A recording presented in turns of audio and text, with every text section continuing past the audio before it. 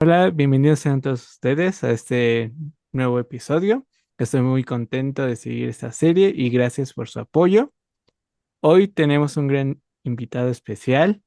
Tenemos como invitado al actor de voz, Daniel Abundis. Mucho gusto, Daniel, ¿cómo estás? Hola, ¿cómo están? Muchas gracias a ustedes por permitirme estar aquí y sobre todo pasar un buen momento. Y aquí estamos para responder cualquier pregunta y cualquier situación que ustedes quieran. Gracias, te lo agradezco mucho. Muchas gracias, Daniel, por estar aquí. Y bueno, eh, el tema que todavía seguimos viendo es sobre el doblaje mexicano. Y empezando en la parte personal, ¿cómo comenzó su carrera de doblaje y qué es lo que lo motivó a entrar en este medio? Pues mira, gracias por esa pregunta. Yo empecé siendo actor profesional de teatro a los 17 años. Y de ahí yo conocí a un compañero en Prepa 6 de la UNAM. Conocí, cuando yo iba yo ya en tercero de preparatoria, o sea, lo que vendría siendo sexto, a cuarto año, o sea, primero de prepa, entró un compañero que se llama Andrés Gutiérrez Coto. Él es hijo de una actriz y un actor. El actor se llamaba Sergio Barrios, que en paz espante, y doña Andrea Coto, que todavía sigue por ahí. Él es hijo de ellos dos y entró al grupo de teatro que comandaba el actor egresado de la Escuela de Arte Teatral de Limba, Gonzalo Correa, y empezamos a trabajar, nos hicimos buenos amigos, y un día él me preguntó, oye, Daniel, ¿no has hecho doblaje de la voz? Y entonces yo le comenté una anécdota que a mí me pasó cuando yo tuve 11 años. Cuando yo tenía 11 años, yo veía mucho las caricaturas de la barra infantil de Canal 5. Había dos barras infantiles. La primera era la de Rogelio Moreno y la segunda era del tío Gamboín. Con Rogelio Moreno pasaron las voces detrás de las caricaturas. Y ahí yo vi, creo que fue una empresa que se llamaba Cinza o alguna de esas debió haber sido Telespeciales, alguna de esas, y pasaron las voces detrás de las caricaturas. Yo escuché la voz de Popeye el Marino, que era don Álvaro Tarcisio, escuché la voz de Arturo Mercado, de varios actores que estaban ahí trabajando, ¿no? Y entonces a lo que me refiero es que en esa época, cuando tenía yo 11 años y vi ese programa, hablaron de la empresa y decían que la empresa estaba en la calle de Antigua Tasqueña, en Coyoacán, y yo vivo cerca de Coyoacán. Entonces me acuerdo que comentaban el locutor, perdón, que estaba llevando la entrevista, le preguntó a los actores, oigan, ¿y qué se necesita para ser este actor de doblaje? Y dicen, pues lo único que necesitas tú es inscribirte en la Asociación Nacional de Actores, ser actor profesional, locutor profesional, pero sí definitivamente tienes que ser actor. Y entonces se me quedó en la cabeza el que yo iba a ser actor. En principio, pues actor de doblaje. Ellos decían que eran actores de teatro y todo lo demás, entonces yo dije, pues yo quiero hacer eso. Y entonces le pedí a mi papá que me llevara a la empresa de Cinza para que yo pudiera preguntar a ver si querían niños o requerían niños para actuar y todo lo demás. La cosa es que yo llegué, entonces lo conté a Andrés Gutiérrez cuando estábamos en prepa. Yo llegué, me bajé del coche, le dije a mi papá, acompáñame, no seas malo, a mí me da mucha pena pues preguntar si podría yo trabajar o no. Y entonces me bajé del coche porque él me dijo, no, tú velo, si tú quieres hacer eso, tú ve, yo no te voy a ayudar. Entonces me bajé del coche y me fui caminando hacia donde había un policía en la entrada de la empresa. Y de repente le pregunté al policía, oiga, disculpe, ¿aquí hacen doblaje de la voz? Y me dijo, sí. Y yo le dije, pues bueno, gracias, muchas gracias. Me di la media vuelta y me fui. Entonces, yo le contaba esa anécdota porque pude haber empezado doblaje de la voz a los 11 años, pero no fue hasta después a los 19 20 años, cuando yo empecé doblaje de la voz, porque él me dijo, cuando supo de esa anécdota, me dijo, no, pues qué tonto hubieras empezado y nos hubiéramos conocido desde antes. Bueno, me dice, precisamente en la calle de América 224, también en Coyoacán, está una empresa que se llama Sonomex Doblajes. Bueno, ya no existe, pero en ese entonces estaba. Y me dice, mi mamá se llama Andrea Coto y es la directora de una serie que se llama Alf. Y entonces le dije, uy, pues está padrísimo, a mí me encanta esa serie, no sé qué tal. Me dijo, pues, ¿qué tienes que hacer mañana? Y le digo, no, pues nada, pues, a las 10 de la mañana te espero en Sonomex y yo te presento con mi mamá. Ah, perfecto. Y entonces me fui al día siguiente a Sonomex, llegué, nos vimos, entramos, me presentó con el delegado de la Asociación Nacional de Actores. Afortunadamente yo ya era actor de la ANDA, yo ya estaba inscrito, inclusive ya estaba yendo a la Comisión Juvenil de la ANDA, a juntas y a actividades de la Comisión Juvenil. Entonces yo ya tenía mi credencial de la ANDA. Me dijo el delegado, oh, usted es compañero de la asociación. Le digo, sí, aquí, a ver su credencial, aquí está. Yo apenas era aspirante, ya iba para meritorio por el teatro y ya algo de televisión que había hecho. Y me dijo, pues ya usted puede venir, puede reportarse.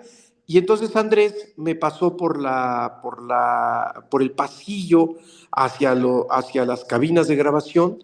Y para mí fue maravilloso poder entrar a ese mundo porque yo escuchaba las voces de las caricaturas, yo escuchaba las voces de los actores que estaban saliendo, ¿no? Que se escuchaban, pues. Ella me llevó a la sala donde estaba grabando su mamá y entramos, me presentó con su mamá y de ahí yo ya me quedé en doblaje hasta la fecha. Así empecé yo. Ok, muy, muy interesante. Desde muy temprana edad empezar Es en la correcto. parte, en la parte de la actuación. Sí, de hecho, uno de mis primeros personajes debió haber sido un pizzero, un mecánico o algo ahí en la serie de Alf. Y pues fue muy interesante, ¿no? Ok. Y por ejemplo, ¿qué es lo más difícil de la carrera de actor? Y en especialmente de la carrera en la especialización del actor de voz, la Claro. interpretación, la técnica o la constancia. Pues mira, en realidad lo más difícil en la carrera de la actuación es mantenerte, es tener trabajo, porque como el arte en México no es apoyado al 100%, ni por el Estado mexicano, ni por empresas particulares, o sea, es muy difícil mantenerte como actor. No importa si eres artista plástico, artista escénico, no importa si eres de medios audiovisuales, o sea, y además las carreras son muy caras, es decir, por ejemplo, la carrera de cine es carísima, es muy cara. Son mensualidades muy caras y luego tienes que rentar el equipo y rentar el equipo para hacer tu ópera prima o hacer tus prácticas son casi 40,000 pesos que tienes que dar porque son cámaras muy caras y ese equipo muy, muy eh, especial. Afortunadamente ahora la nueva tecnología de los celulares, que ya traen cámaras, inclusive algunas muy buenas, pues hacen la facilidad de poder grabar, ¿no? Pero antes no existía eso, o sea, esto es nuevo. Entonces, mantenerte, el tener trabajo, el que te conozcan, el que te den una oportunidad, sobre todo eso es muy importante. Yo tuve mucha suerte de que a mí me llevaron de la mano al doblaje de voz. Entonces, en realidad, entre comillas, no tuve que luchar, o sea, sí tuve que presentarme en otras empresas, ir a tocar las puertas, que me conocieran, que me hicieran una prueba de voz, pero en realidad yo tuve mucha, mucha, mucha suerte. Y en el doblaje de voz, lo más difícil es entender que como actor de teatro, como actor de cine, como actor de televisión o actor de radio, cuando tú haces tu trabajo, es tu propio ritmo. Tú hablas cuando quieres, tú te enojas, o sea, elevas el volumen, bajas el volumen, lo dices más rápido, más lento cuando tú lo necesitas o lo requiere el personaje. Y también es tu ritmo, o sea, es el ritmo tuyo el que tú le prestas al personaje. En cambio, en el doblaje de voz no es tu ritmo, es el ritmo del actor que ya interpretó ese personaje. Es decir, es el ritmo que le imprime a un personaje, por decir La Roca, o por decir Dustin Hoffman, o por decir cualquier otro actor o actriz X, el ritmo que ya tiene el personaje hecho por el actor, es el ritmo que tú debes de ser. Y eso es muy difícil al principio porque no entiendes tú, o sea, dices, soy actor profesional, estoy haciendo mi trabajo, estoy interpretando, pero no estoy cayendo en el ritmo ni en el fraseo del actor y entonces me estoy perdiendo de lo que es la sincronía. ¿Me expliqué? Sí. Y la Ujú. otra parte difícil es el que precisamente el actor de doblaje no gana mucho dinero, o sea, no es una actividad que sea muy bien remunerada. Entonces, al principio, cuando tú, por mucho que hayas tomado un taller, un diplomado, o que seas actor profesional, pues es como todo, tienes que ir a las empresas que te dejen hacer sala, que te den el chance de entrar, de estar ahí, de que te conozcan los directores, de tocar puertas, de que te den una oportunidad. Y pueden a veces pasar hasta 2 meses o hasta 2 años sin que te pelen y pues tienes que estar aguantando. ¿Me expliqué? Hay gente que tiene la oportunidad como yo y como algunos otros que tuvimos mucha suerte en esta vida y que de alguna u otra manera empezamos muy rápido, pero no todos empiezan así. Y eso es muy difícil. Ok. Y dentro de los papeles que has interpretado, ¿cuál es el que te ha exigido? Pues mira, hay una película que se llama Rescatando al Soldado Ryan. En esa película la produjo Carlos Pontón, que fue hijo, bueno, él fue también actor de doblaje, pero su papá fue un gran actor de doblaje, el señor Pontón, y trabajaron tanto en México como en Estados Unidos, en Los Ángeles, California, en Miami. Entonces, estando en Estados Unidos, Carlos Pontón empezó a traer películas y material aquí a México, y él tenía un gran amigo que se llamaba, y que tú lo conoces bien, Jesús Barrero. Jesús Barrero era muy amigo mío, teníamos una gran amistad. Él me apoyó mucho, fue una persona a la que yo le debo mucho porque en realidad él me apoyó. La primer dirección de doblaje que yo hice fue bajo la ejida de CB Audio, que era la empresa de Jesús Barrero, y empecé a dirigir con él una serie de caricaturas digamos, como bíblicas, el diluvio que viene, el sacrificio de Isaac, la adoración de los reyes. Fue una serie de caricaturas animadas que yo empecé a dirigir en una empresa, bueno, en CB Audio, pero nosotros doblábamos en un lugar en un estudio que se llamaba La Ragibe o Larza. Y ahí yo por eso trabajé mucho con Chucho Barrero. Y entonces, en aquellas épocas, un día me habló por teléfono Chucho y me dijo, oye Dani, te voy a dar un llamado para un largometraje que se llama Rescatando al Soldado Ryan y quiero que trabajes conmigo. Le digo, sí, Chucho, pues adelante, ahora tú dime, rana y yo salto, ¿no? Y entonces me dijo, pero hay una característica en el personaje. Es una película de la Segunda Guerra Mundial con Tom Hanks y hay un personaje que se llama el Cabo Timothy Opam, que es traductor. Él habla en francés y en alemán. Entonces yo sé que tú trabajaste con el señor Miguel Sabido, con el maestro Miguel Sabido. Yo trabajé 10 años en Teatro Evangelizador Franciscano del siglo XVI. Entonces hablábamos en lengua náhuatl. Ahí en esa compañía también trabajó Arturo Mercado, Marcos Patiño, Saúl Álvar, José Luis Orozco, Luis Alfonso Mendoza. Muchos compañeros actores de doblaje trabajamos en esa compañía, pero la característica es que podíamos hablar en otra lengua sin realmente saber la lengua. O sea, como actores podemos interpretar en otro idioma. Nada más que tengamos un asesor de lengua y que nos digan cuál es la rítmica, la entonación y todo lo demás. Entonces Chucho sabía eso y me dijo, tú Dani, eres una persona que tiene gran facilidad para los idiomas.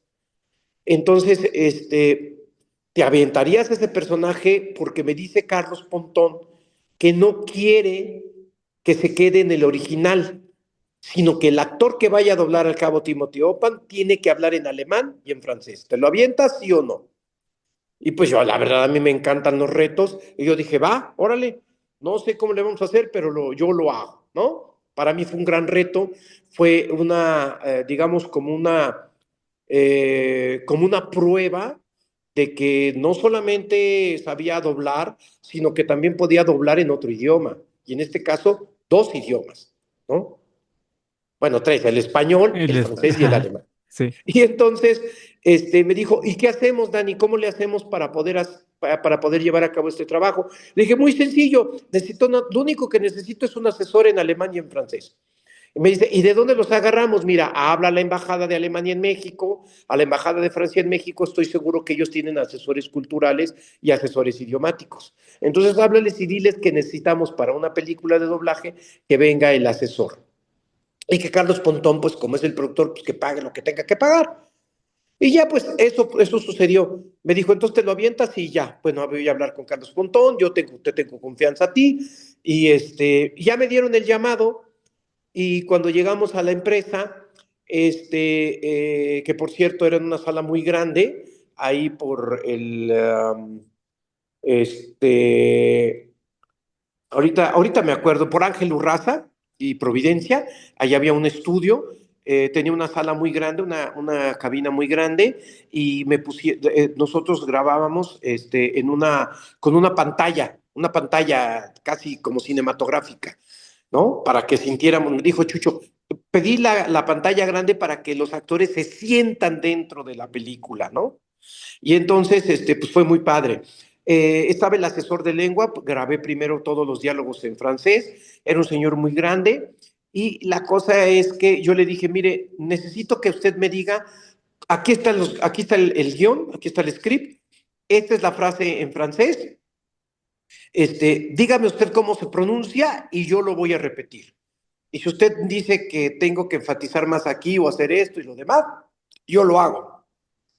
El señor me dijo cómo se pronunciaba tal frase, yo me la aprendía fonéticamente, lo repetía, el señor me decía, enfatiza aquí, enfatiza allá, coloca la voz así, y yo lo hice, me lo aprendía de memoria y yo grababa los diálogos de memoria fonética, dándole la intención. Y luego en el alemán igual. Te pongo un ejemplo, por ejemplo, en el alemán la palabra Achtung quiere decir atención. Entonces, si yo digo en español, atención, atención, pues entonces en alemán yo digo, Achtung, Achtung, y ya ok. está la actuación. Y entonces, así grabé todo. Ese ha sido no solo el reto más grande de mi carrera, sino que además ha sido el mejor trabajo que yo he hecho. De hecho, yo a todos los que vean esta entrevista les recomendaría mucho ver Rescatando al Soldado Ryan, el español latino, porque para mí está excelentemente doblado. Está muy bien, hicimos un gran trabajo. Chucho hizo una dirección maravillosa y por ahí Pontón también dirigió algunas cosas, pero creo que ese fue el reto más grande. Justamente, ¿no? Tener que doblar en tres idiomas. Sí, de hecho yo he doblado en portugués y en italiano también. Me han hablado para hacer ese tipo de doblajes y en lengua náhuatl también. Inclusive para cine, cuando se dobló, es decir, cuando se hizo la postproducción de Zapata de Alfonso Cuarón, Mm, ujú, ¿fue de Alfonso Cuarón? No, fue de este otro, ¿cómo se llama? Bueno, ahorita, la película de Zapata, ok. no fue de Cuarón, ahorita te digo de quién fue, no me acuerdo. Se tuvo que hacer muchos diálogos en náhuatl. Y entonces nos hablaron a varios compañeros para que fuéramos a hacer a los revolucionarios y a la gente del pueblo que hablaba en náhuatl. Ahorita me acuerdo del director. Bueno, ahorita me acuerdo. Perdóname. Sí, sí, no, no hay problema. Y por ejemplo, en tu experiencia, eh, ¿cuál crees que han sido los éxitos más importantes que marcaron la evolución del doblaje mexicano a lo largo de las décadas? Bueno, ha habido muchos trabajos, pero mira, te voy a poner un ejemplo o te voy a comentar sobre una caricatura que es de Hanna-Barbera, de los estudios Hanna-Barbera, que se llamó Top Cat. Top Cat o Don Gato y su pandilla fue uno de los fracasos más grandes de la animación en Estados Unidos, porque nada más hicieron entre 25 y 30 capítulos y esa serie fue un fracaso. ¿Por qué? Porque la caricatura no era caricatura para niños, era caricatura para adultos. Era un poco hacer un poco de crítica social, igual que los Flintstone o que los Jetstone, ¿no? O Mm, sea, los Picapiedra y los ujú, Supersónicos. Y entonces en Estados Unidos los adultos no estaban acostumbrados a ver caricaturas. Entonces, una caricatura para adultos era un poco absurdo en esas épocas, ¿no?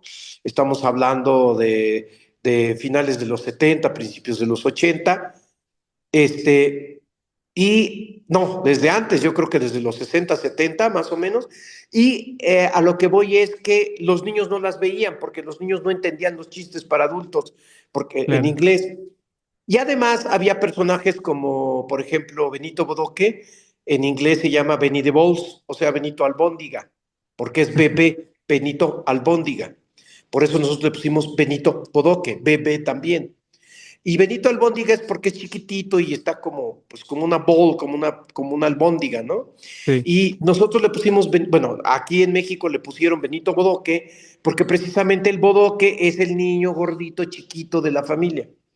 Ahí viene mi bodoquito y es el niño que tiene 6 años, 7, 8 años y parece una bolita de carne, ¿no? Entonces, Sí. pues se le llamó Benito Bodoque. Pero ¿a qué voy? Contestando tu pregunta, precisamente algo que impulsó mucho el doblaje en general fue el trabajo tan exhaustivo y tan talentoso que se hizo de Don Gato y su campanilla, porque cuando Televisa compra, Azcárraga Milbo compra un paquete de aproximadamente unas 30 caricaturas o más de los estudios Hanna-Barbera y de Warner y de otros más, eh, le dan Don Gato y su pandilla, le dan los Flintstones, los Jetson y otras más, pero le dicen, estas caricaturas no fueron éxito en Estados Unidos, es un fracaso. No sé por qué las quieres, pero yo te las doy.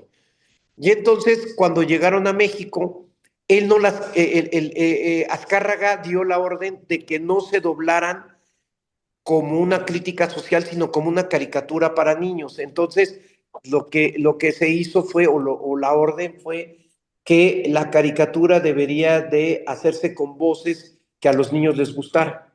Y es por eso que cuando se dobló a Benito Bodoque, se le puso la voz tan tierna que tiene, porque el personaje en inglés habla como si fuera un mafioso. Entonces decía, "Hey, Top Cat, what's the matter with you, man?" And who else would it be for, you blockhead? Uh, oh, no, not you, Sergeant. I'm sorry, sir. Oh, yeah. Everything is quiet on the block. By the way, Sarge, isn't today the last day to collect that reward? Reward? Reward? He just said the magic word. Hablaba así, una voz horrible, digo, Mm, horrible para los niños, que hasta espantaba. Y en cambio acá, Jorge Arbizu y otros actores y el director de la serie, pues dijeron, no, no, no, vamos a inventarle voces nuevas. Azcárraga dijo, todas las voces deben de ser nuevas, no copien al original inglés, háganle las voces para caricatura en español. Y entonces, por eso, Benito Bodoque habla así, es muy tierno porque es chiquito. ¿Ya entendiste? Y luego ok. Cucho, Sí. habla como yucateco. Oye, don Gato, aquí hay una bachilla abierta. Ah, yo como papazules. Y entonces, esa estupidez fue lo más exitoso en América Latina.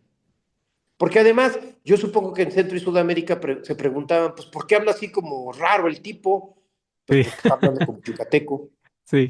Y entonces, eso impulsó mucho.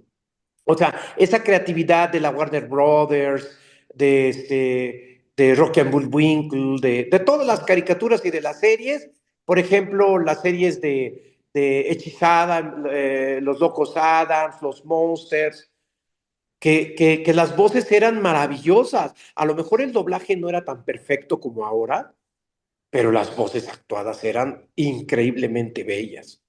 Y además hechas, por ejemplo, el papá de Orlando Rivas, el señor Rivas, que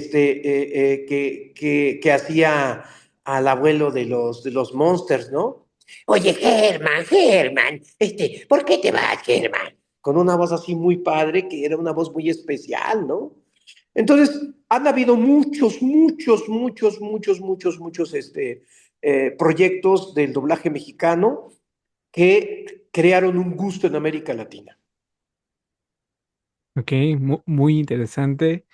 Es la primera vez que escucho de la parte de Don Gato. Sí, sí lo llegaba a ver, incluso mis padres lo llegaron a ver. Claro, Este, y bueno, justamente el trasfondo, perdón, de que era una serie, bueno, de crítica social. Y nosotros lo veíamos, sí, está muy divertido, justamente los acentos, incluso la interpretación de voces, justamente para una serie para niños. claro, Es muy, exacto. muy interesante. Y por ejemplo, Inclusive los Picapiedra fueron importantes porque Bat Groening se basó en los Picapiedra para hacer los Simpson. De hecho, Homero es Pedro Picapiedra, nada más que actual. ok, muy, muy, muy interesante. Y por ejemplo, a diferencia de, bueno, supongo que como habías dicho, la tecnología va cambiando, ¿no? ¿Cómo antes se hacía doblaje? Pues ¿Cómo era la mira, forma de hacer doblaje? sí, el doblaje eh, nace de una necesidad de postproducción cinematográfica que es eliminar los sonidos parásitos del cine. Es decir, el doblaje nace a partir del cine sonoro. Estamos hablando del doblaje no como técnica actoral o de locución, sino como técnica de medios audiovisuales, porque el doblaje es más antiguo de lo que la gente cree. Es decir, el maestro Salvador Nájar y don Álvaro Custodio también hablaban de que ponerle voz a las cosas es primordial para el ser humano, porque cuando algo no tiene voz, suena como vacío, no tiene alma. Entonces, nosotros podemos entender que las sombras chinescas, o sea, el teatro en China que se hacía con sombras, con una luz que proyectaba en la pared o en alguna pantalla, ya tenía la figura de algo, pero le faltaba la voz. Entonces a veces contaban cuentos, pero había un narrador, o sea, un actor parlante. ¿Me expliqué? Mm, Los títeres de Cachiporra, pues es un teatrino y está el títere, pero si el títere no habla, pues nadie entiende nada. Entonces el actor titiritero hacía la voz. Si era la voz del rey, o era la voz de un joven, o era la voz de un X, o sea, y entonces eran actores de voces que tenían que sincronizar la voz con el movimiento de la cabeza y la actitud del títere. Había una sincronización. ¿Entendiste? sí. Ajá. Y entonces el doblaje en realidad es muy antiguo. Es decir, doblar o replicar la voz de algo, la voz de un animal o el sonido del animal o de la persona, o un aleteo o un silbido, un chiflido, como de pájaro, por ejemplo, los pollitos, ¿no? Ujú. Un pajarito, ¿sí? Hay actores que son muy hábiles para hacer ese tipo de voces, sobre todo para la radio. Yo conocí actores de radio como Oscar Yoldi y muchos otros muy impresionantes, como Carlos Pichardo y muchos otros más, que eran habilísimos para poder hacer diferentes tipos de voces y de sonidos, inclusive con la voz, ¿no? Y ya técnicamente el doblaje nace con el sino sonoro y nace porque cuando tú haces una producción cinematográfica, la producción cinematográfica se divide en tres áreas. que es la preproducción, la producción y la postproducción. El doblaje pertenece a la postproducción, o sea, a la última etapa. Una vez que ya tú filmaste todo, ¿sí? Sobre todo cuando estás en un elemento no controlado, porque el elemento controlado es el foro, el set de cine. Ahí tú cierras una puerta y todo está sellado y no puede entrar nadie y todos tienen que guardar silencio.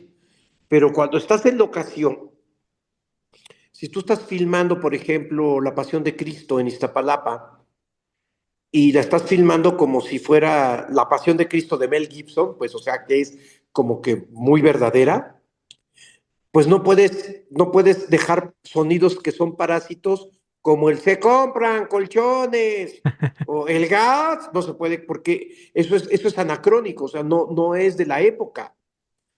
¿Sí? Entonces, pues ni modo de que le digas al señor de los colchones, oye, no seas malo, apaga tu bocina. El señor va a decir, pues a mí me vale gorro, yo estoy vendiendo.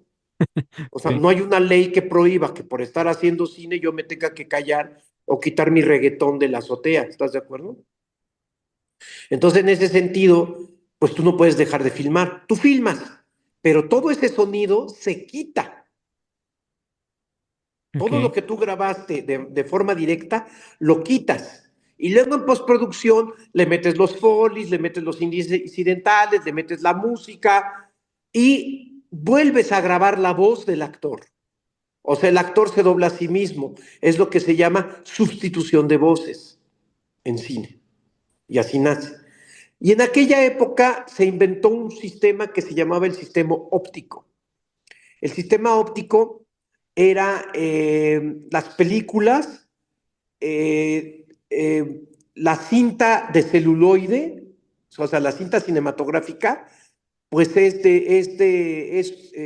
un producto derivado del petróleo, es un tipo de acetato, ajá, el cual iba capturando frame por frame, o sea, foto por foto, son fotogramas, ¿estás de acuerdo? Sí. Son 24 fotogramas sí, por segundo, eso es lo que capta. Entonces, esos rollos de cinta de celuloide eran aproximadamente de entre 60 a 75 metros, eran muy largas, y se enrollaban, porque el acetato cuando tú se enrollaban para meterlos en una lata, ajá, en una lata metálica, y entonces cuando tú sacabas esa cinta, se hacía rollito, y ese rollo en inglés se llama loop. Loop quiere decir bucle, cairel, o espiral. Entonces, de ahí vino la palabra loop de doblaje, porque antes se doblaba para el sistema óptico, era un proyector donde se metía la película, o sea, loop por loop. ¿Quedó Ok. claro? Sí.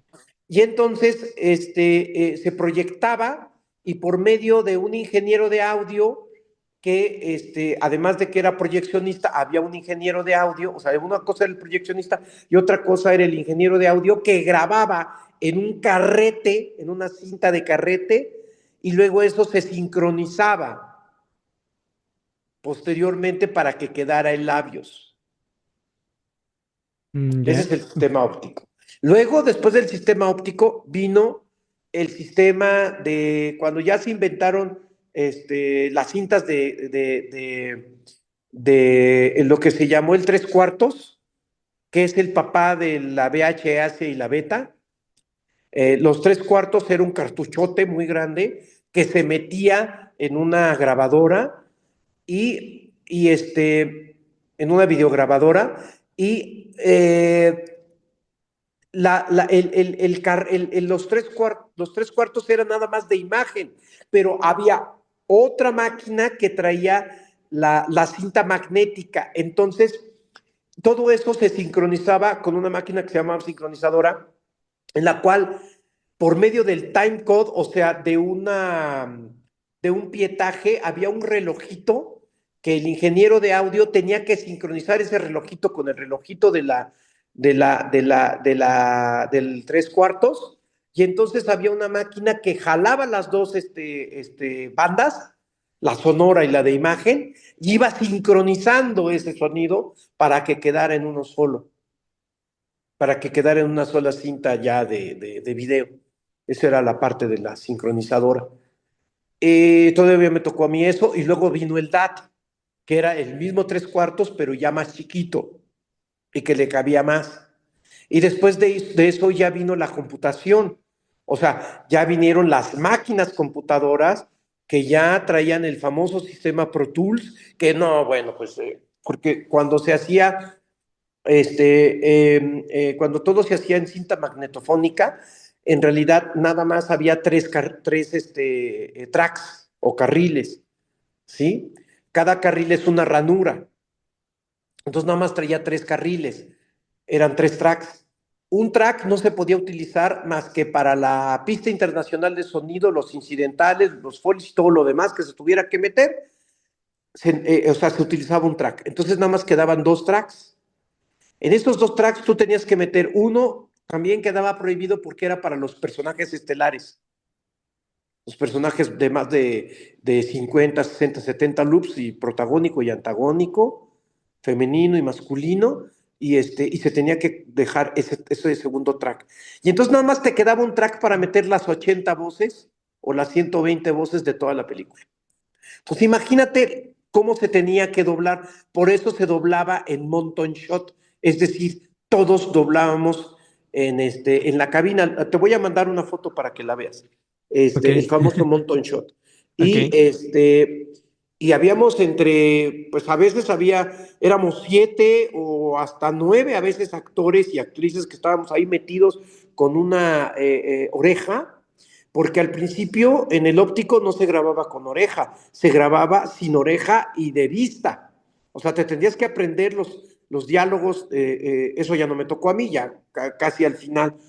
Si llegué a grabar algo fue ya muy tardío, pero yo realmente entré casi con el tres cuartos, ¿no? Entonces, pero sí sé que los actores de antes en el sistema óptico, que además había unos pops, que los pops era la entrada, se escuchaba pop, pop, pop, y luego tenías que entrar tú al tercer pop.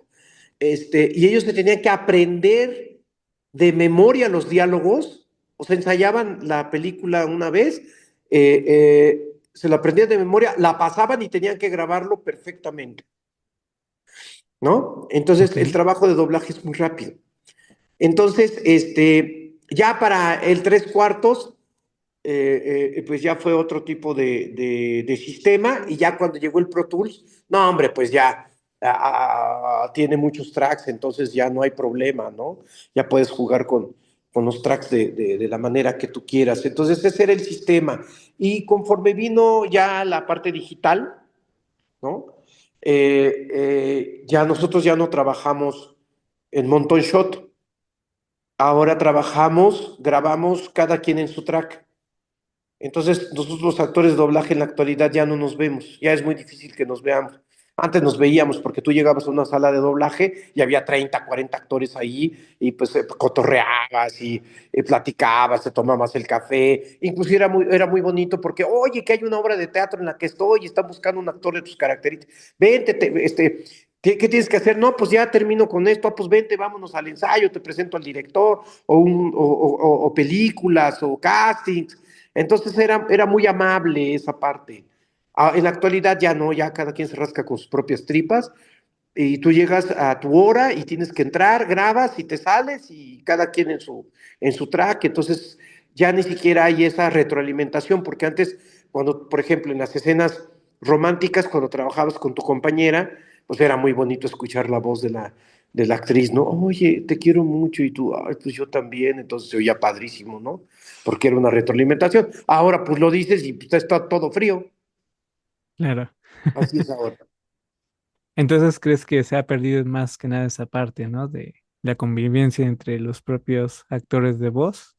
Es correcto. Nosotros extrañamos mucho esa época porque fue una época muy bonita, que además te dejaba compartir el atril con actores de gran envergadura.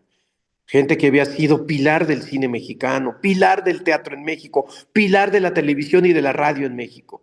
O sea, los iniciadores de eso. O sea, no eran Daniela Abundis no, eran verdaderas estrellas del teatro, el cine, la radio y la televisión. Y enfréntate a esos actores, ponte al lado de ellos y que no te equivoques, papá, porque si te equivocas, no, hombre, te ponían pero fuerte, Sí. Además ¿sale? aprendía uno de ellos, ¿no? En la forma de actuar Aprendía incluso. muchísimo, muchísimo, a dar los tonos, a entrar a tiempo, a cómo ensayaban, qué es lo que hacían, la adaptación de los textos, porque no nada más es hablarlo y actuarlo, hay que adaptar al mismo tiempo y ver el fraseo, no nada más el lip sync, sino el fraseo, que es otra cosa diferente, el ajuste de las palabras, contando las sílabas, es un trabajo muy grande. Ok, muy interesante. Y por ejemplo, ¿cómo han transformado las plataformas digitales y de streaming la manera de producir y consumir doblaje en México? Pues mira, sí se trabaja diferente porque antes nosotros doblábamos o grabábamos por imagen, es decir, viendo la imagen era lo más importante. En la actualidad es por gráfica, es decir, la película ya trae su banda sonora y esa banda sonora cuando se transmite, o sea, cuando se convierte para transmitirla en un medio digital como es la computadora, se ve una gráfica. Los Ok, estudios de Estados Unidos piden o han pedido que nosotros tenemos que doblar por gráfica. Entonces, lo que nosotros doblamos tiene que quedar perfectamente en gráfica. No puede quedar chueca. Entonces, a veces cuando tú doblas por imagen, en la gráfica está chueco. En imagen está muy bien, pero en gráfica está mal. Entonces, todavía es más exacto. Por eso tengo que el doblaje actual es más exacto. Es más perfecto. Porque tiene que ir con la gráfica, exactamente una réplica de la gráfica del inglés. Y entonces para nosotros los actores de otras épocas que estábamos acostumbrados a grabar por imagen, pues el doblaje no era perfecto, pero se escuchaba muy natural.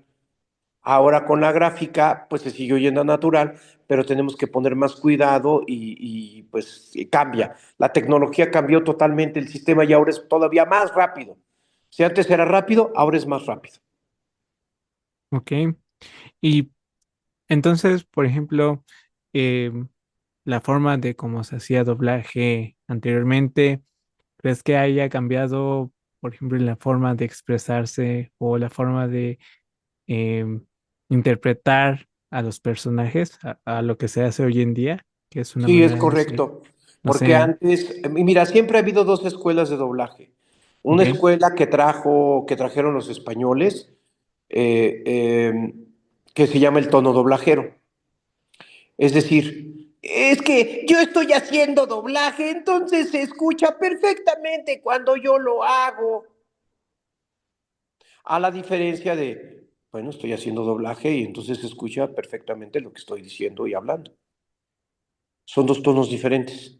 Uno es el tonito de doblaje y otro es el tono natural. Estas dos escuelas, al principio el tono doblajero era como el que permeaba más, sobre todo en cierta época. Pero también había, o empezaban muchos actores, sobre todo en los 70 empezaron a cambiar el tono a un tono más natural, más cinematográfico, más como estoy hablando ahorita. Por ahí dicen que uno de los que empezó con esto, hubo varios, pero entre ellos Carlos Becerril fue de los que empezó a generar más el tono más natural y muchos otros actores más. Y entonces, pues ha ido cambiando y el tono doblajero ya definitivamente, es muy pocas las personas que lo llegan a utilizar, casi las empresas ya no lo utilizan, nosotros tampoco, tratamos de ya no hacer el tono doblajero, sino de hablar las cosas de manera natural, como se habla en la vida cotidiana, como estoy hablando yo ahorita, ¿sí? La actuación también tiene que ser más natural, más realista, naturalista, ya no tiene que tener, nos exigen que ya, por ejemplo, cuando se pregunta algo, si yo te pregunto, ¿qué hora es? Pues tú le oyes natural. ¿Qué hora es? Pero ¿qué tal si yo te digo, ¿qué hora es?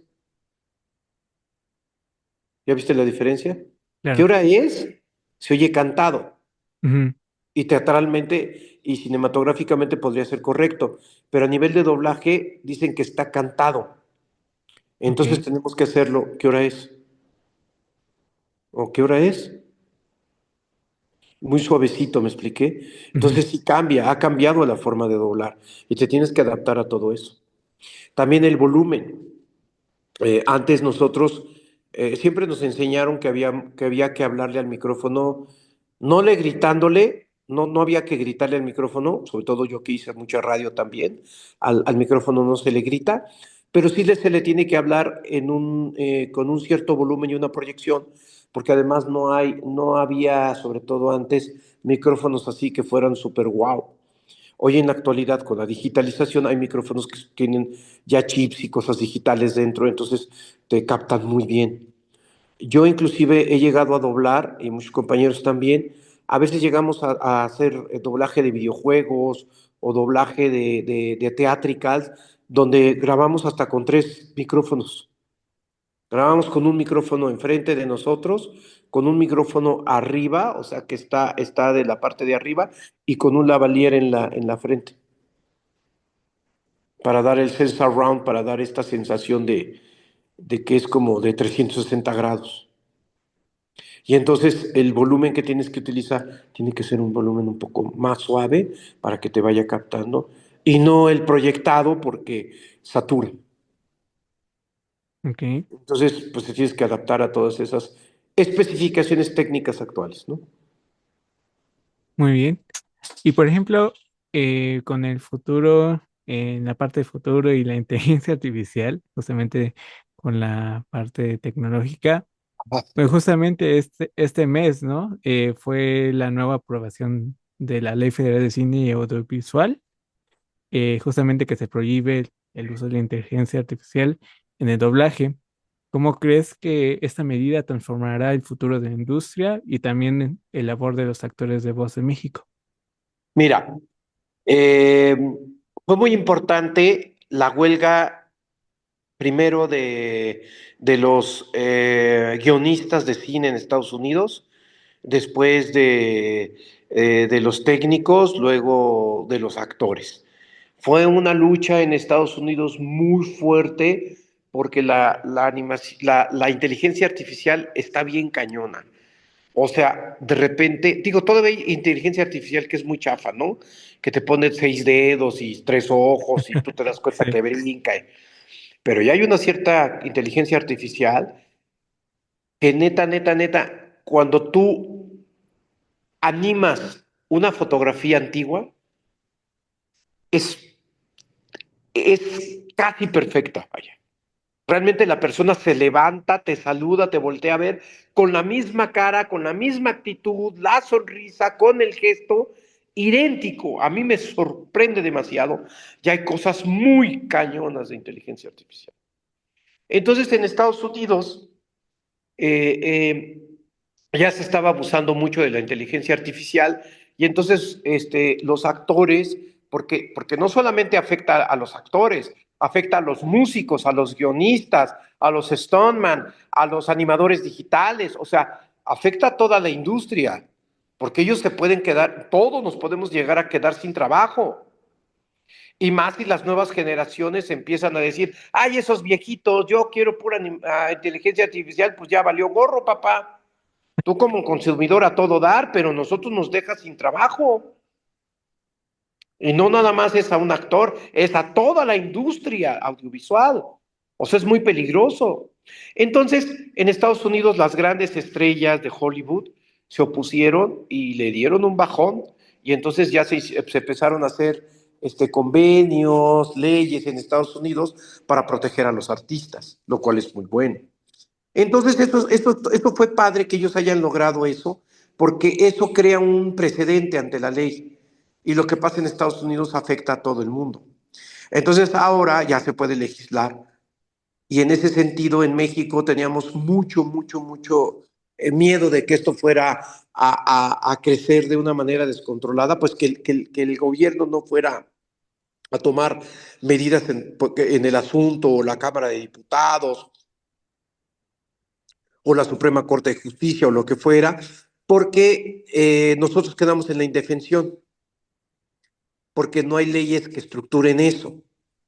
Entonces, todo empezó porque, independientemente de que ya sabíamos que la inteligencia artificial era un peligro en ese sentido, no quiere decir que estemos en contra de la inteligencia artificial. O sea, la inteligencia artificial para ciertas cosas, o sea, como una herramienta para postproducción, para producción, para muchas cosas que te puede ahorrar el tiempo, puede funcionar, pero no para que haga el 80% de la producción.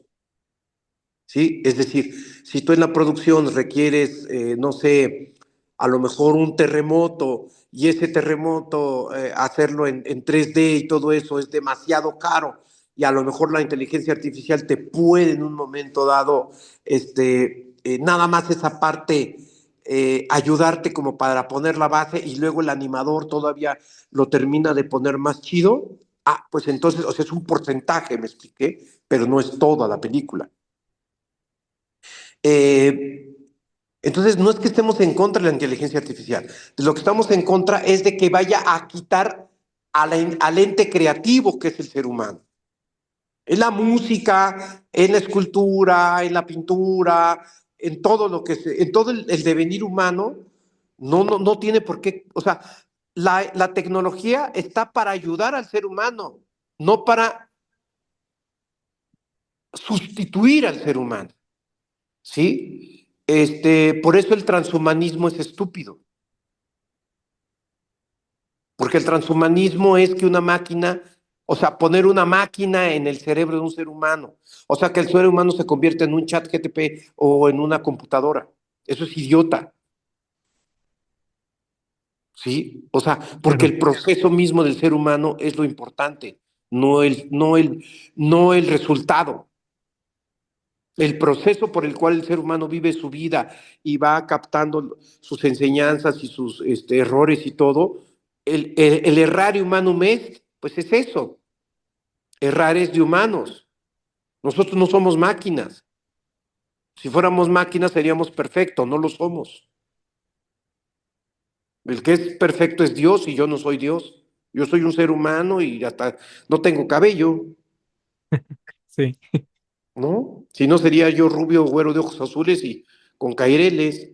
Entonces, sí es un peligro la IA en ese sentido si no se regula. Por eso tuvimos muchos problemas porque yo he incluido junto con otros compañeros, de repente nos llegó que había plataformas que tenían un banco de nuestras voces que sacaron de los programas de YouTube o que compraban el DVD o lo que fuera o la plataforma y los grababan y entonces usaban nuestra voz de nuestros personajes para hacer videos y cobraban. Ya a mm, nosotros no nos pagaban ni un centavo. Cuando la voz es mía, es mía, yo que es la que con la que nací y es mi propiedad intelectual. Entonces, pues, genera un derecho de intérprete. ¿Me explicó? Entonces, pues eso es una piratería. Entonces,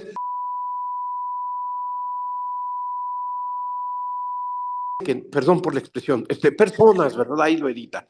Le sí, pone sí. personas que no hacen nada en su vida más que estar grabando allí, pues están ganando muy buena lana y nosotros, pues sin chamba.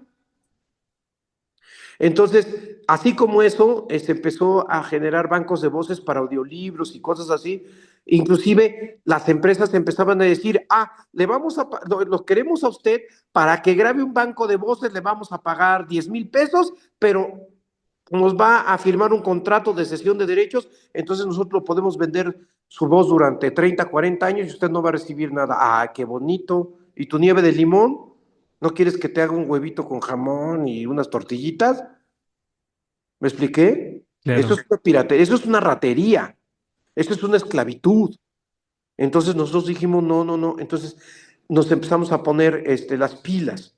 Ahora, gracias a dos compañeras maravillosas, Aurora Mijangos y Lili Barba, que se acercaron a las primeras pláticas de la legislación de la IA en medios audiovisuales de artistas, tanto escritores, locutores, etcétera, etcétera, gente de cine, gente de televisión, inclusive productores que también querían proteger su propio producto porque la inteligencia artificial puede copiar tu película y de repente utilizar imágenes de tu propia película para su banco de inteligencia. Entonces, oye, pues a mí me costó dinero filmar esa película y ahora esto es lo mismo. Lo están explotando, ganan dinero y no gastaron lo que yo tuve que gastar. Los productores también estaban así con el Jesús en la boca. Entonces Lili Barba y Aurora Mijangos afortunadamente se acercaron, empezaron a tener pláticas, empezaron a ir a las mesas de trabajo, empezaron a juntarse con otros compañeros, actores de televisión, de cine, y pues fue una labor de 3 años, un poco más de 3 años, de que ellas estuvieron trabajando día y noche por mí, por todos mis compañeros, y nosotros les agradecemos que gracias a ellas tenemos ahora esta legislación. Ya después otros compañeros se sumaron, hicimos meetings, hicimos eh, una serie de acciones para que la Cámara de Diputados nos volteara a ver e inclusive se llegó hasta la propia presidenta de la República y fue para nosotros un logro y sobre todo para ellas dos el que la presidenta en una mañanera haya dicho que iba a defender a los intérpretes, a los actores, a los artistas y que no iba a permitir que la inteligencia artificial nos desplazara. Tan es así que ya la ley se aceptó y en cuanto al doblaje, la ley dice específicamente que el doblaje de voz en México se tiene que hacer por seres humanos. Esto. Bueno, pues si no hay alguna otra cosa o alguna última pregunta, mi querido amigo. Este, bueno, sí, dos preguntas más. Sí, claro. Eh, ¿Qué le dirías a las personas que quisieran dedicarse al doblaje hoy en día? Pues que se preparen. Todos podemos hacer lo que queremos en la vida. Si tú quieres ser taquero, si tú quieres ser arquitecto, si tú quieres ser, bueno, hasta trabajadora de otro tipo, tú puedes ser lo que quieras, pero prepárate, cuídate. Y entonces yo les diría, todos son bienvenidos en Doblaje La Voz. Hay aproximadamente más de 40 empresas de doblaje. Hay mucho trabajo de doblaje. Sin embargo, hay que prepararse. Hay que estudiar actuación. Hay que estudiar doblaje. Pero no estudiar cursos milagro y de 2, 3 horas. No, no, no, no. En realidad, meterte a estudiar la carrera de actuación y meterte a estudiar doblaje de la voz por lo menos de un año o por lo menos 6 meses, un diplomado, 2 diplomados, y que no nada más estudies con José Luis Orozco, sino también estudia con Carlos II, con Daniel Abundis, con Jessy Conde, con quien tú quieras, porque al final son diferentes escuelas. Entonces, si tú te avientas un diplomado, o sea, no está mal que tomes un diplomado de un fin de semana con un locutor o un actor muy encumbrado, que te va a costar caro. No importa, está bien, algo te va a enseñar, pero no te quedes con eso, métete a otro donde realmente te refuercen la parte de la actuación, de la locución, métete a estudiar stand-up comedy, métete a impro, métete a clown, ¿me expliqué? Estudia comedia musical, estudia música, apreciación musical, estudia danza contemporánea, estudia todo lo que tengas que estudiar para que seas un verdadero artista y que no digan nada más, ay, pues es la voz de... No, papá, ¿quedó claro? Yo soy actor profesional desde los 17 años. He hecho radio, cine, teatro, televisión, cabaret, comedia musical, doblaje de la voz, stand-up, clown, de todo hecho, pero no es gratuito, ¿sí? Soy dramaturgo, soy escritor, soy poeta, novelista, cuentista, soy escenógrafo, soy director de escena, soy director de diálogos, pero no lo soy por la presunción de que soy, no, es que yo me tuve que preparar, porque a veces no tengo trabajo como actor, entonces tengo que trabajar en algo. Lo único que no he hecho es traducción, Ok, ni soy músico, ni vendo tamales, no, pero eso. La otra pregunta, ok. Más que nada, por curiosidad, ¿qué se sintió interpretar a un personaje tan excéntrico y querido como el maestro Japosai de Rano y Medio? pues mira, siempre me pregunta, ¿cuál es el personaje que más le ha encantado a usted? Yo te voy a decir algo. Para mí, Japosai fue maravilloso. En principio, porque yo ni me lo esperaba. O sea, a mí un día me dijeron, tiene llamado en Audiomaster 3000 con Rocío Prado. Yo llegué, ahí estaba Gabriel Gama como ingeniero de audio. Entré, vi a Rosy Aguirre, que estaba con esta Irma Carmona, estaban haciendo una escena, yo veía que era una serie japonesa, dije, pues es un anime, yo dije, pues ¿a dónde vine a parar? De repente vi un viejito ahí brincando como si fuera una cosa ahí rara, yo dije, bueno, pues quién sabe quién será ese, y de repente me dice Rocío Prado, ese es tu personaje, y yo, ok, me dice, y es un viejo cochino, libidinoso, es un puerco, es un cerdo, y siempre le dan de sartenazos. Y yo, uy, ¿por qué me lo diste, no?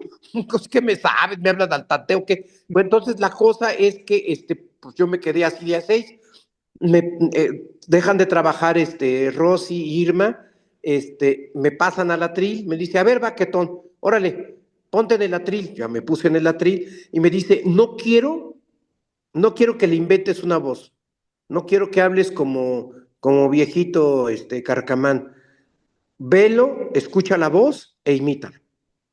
Bueno, pues, quieren que yo le imite, pues Machine Voice es el actor de doblaje, por eso es doblaje, porque es el doble es el doble de la voz y el doble de la personalidad y el carácter del personaje, ¿quedó claro?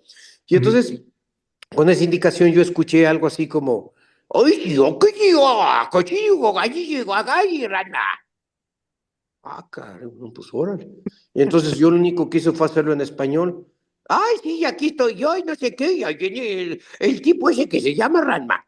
Igualito, yo no creas que soy muy creativo, no creas que yo soy muy inteligente, no, a mí me dijeron algo así, pues yo lo hice así. Lo único que sí es que me dieron libertad para poder hacer cosas, para decir cosas. Ok. Y yo, desde los 17 años, yo empecé con comedia, o sea, mucha gente no lo cree, a lo mejor piensa que yo soy muy serio, soy un actor trágico. No, hombre, yo soy un actor cómico, a mí me encanta la comedia todo el tiempo. Es más, en mis clases yo tengo que ponerme serio, porque si no me la paso jugando con los alumnos y en lugar de aprender, nada más están chiste y risa, pues si no soy show. Tienen que aprender a hacer doblaje, ¿no? Entonces me tengo que guardar mucho y ponerme como que soy el maestro exigente y bla, bla, bla. Pero a mí me encanta. Entonces, yo como cómico, hay algo que se llama el rolling gag. El rolling gag es un chiste o una secuencia que tú puedes repetir nada más 3 veces. Es la regla de tres. Un chiste nada más se puede contar en una comedia 3 veces. Más de tres no, porque ya no funciona. Y entonces también hay algo que se llama la frase del cómico. Entonces yo quise hacer entre un rolling gag y la frase del cómico. Y esto se lo debo a un actor de doblaje muy querido por todos que se llamó Germán López. Germán López fue el viejito de Cobarde el perro Coraje, o Coraje el perro cobarde, o como se llame. Sí. Pero el viejito ese que hablaba así de esta forma. Sí. También fue el de Saltadilla, de las Mm, chicas superpoderosas, ujú. ¿sí? El alcalde de Saltadilla, hizo muchos personajes.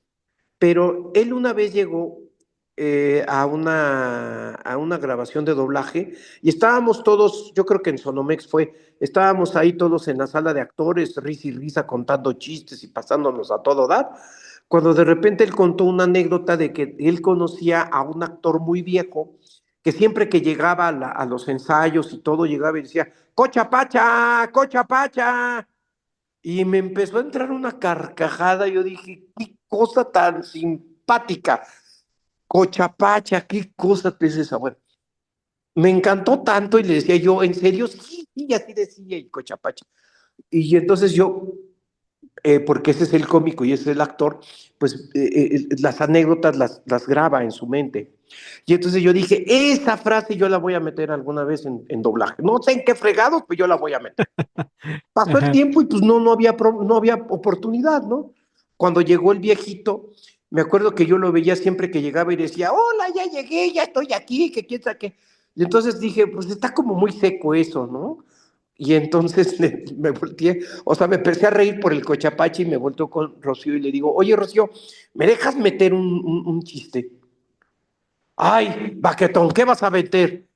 Le digo, pues de una frase, déjame meterla, escúchale, si no te gusta, pues la quitamos. Dice, ay, bueno, ándale, pues, haz lo que quieras.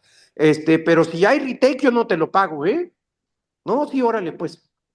Y entonces, el viejito llega a la casa de los Saotome y brinca y cae en la mesa y decía algo así como, hola, ya llegué, estoy aquí, quién sabe qué. Y entonces brinca el personaje y le digo, ay, qué cochapacha, ya llegué, ya estoy aquí. Porque además le meto ese como sonsonete mexicano del, pues, ¿qué pasó? ¿A dónde vas? Sí. Sí, y entonces, pues, no, todos estaban pero cajeteados de risa. Yo me acuerdo que volteé y el mismo Gabriel Gama atrás estaba, ja, ja, ja, ja, ja.